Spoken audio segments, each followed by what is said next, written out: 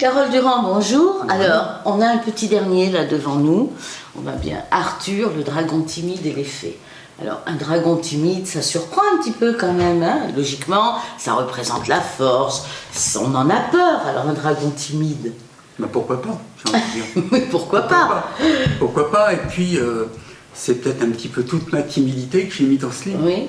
Il y a de l'autobiographie. Bah, côté timidité. C'est le dragon qui parle, qui sommeille. C'est la dragonne qui sommeille en moi. Je suis du signe dragon, hein, oui, au signe chinois. Oui, moi aussi. Donc, effectivement.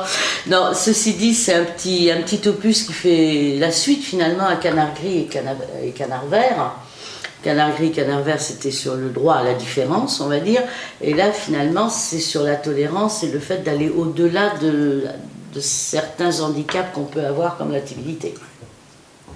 Alors, contrairement, les deux livres sont opposés au niveau des photos, puisque Canard Gris a été écrit d'après des photos, alors que le dragon, j'ai fait les photos en fonction de ce que j'écrivais.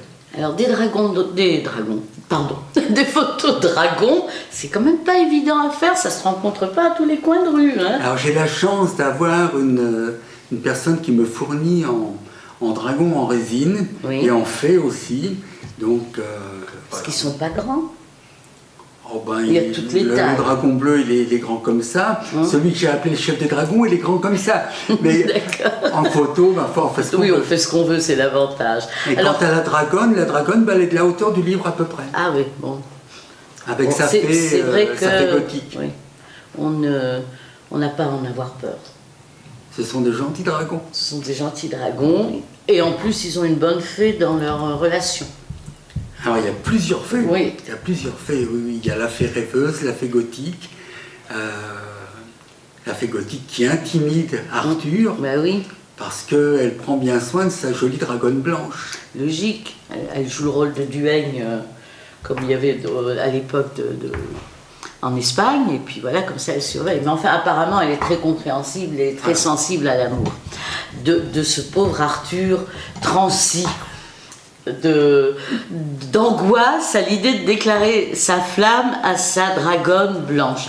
À sa dragonne blanche, effectivement, elle est blanche. Qui s'appelle Gwen. Qui s'appelle Gwen, voilà. Bon, en quelques mots, parce qu'il ne faut pas tout dévoiler, c'est un joli conte, une fable.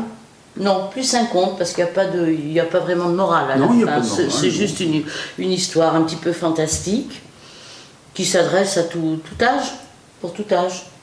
On a envie de rêver un peu, on prend ça et puis on le lit, on peut le raconter aussi bien, voilà, donc c'est pour tout. C'est le petit dernier et les projets après? Ah ben, il y a toujours un projet qui est en cours de longue date, mais je ne trouve pas la fin. Ah, oui. C'est le délire d'une moto qui parle. Si on fait rencontrer les canards, les dragons et la moto... Ah, je ne suis pas toute seule dans ma tête. Hein. Ça va être explosif. Voilà. On attend ça avec impatience et puis beaucoup de bonheur au petit dragon, à Arthur. Merci. Merci à vous.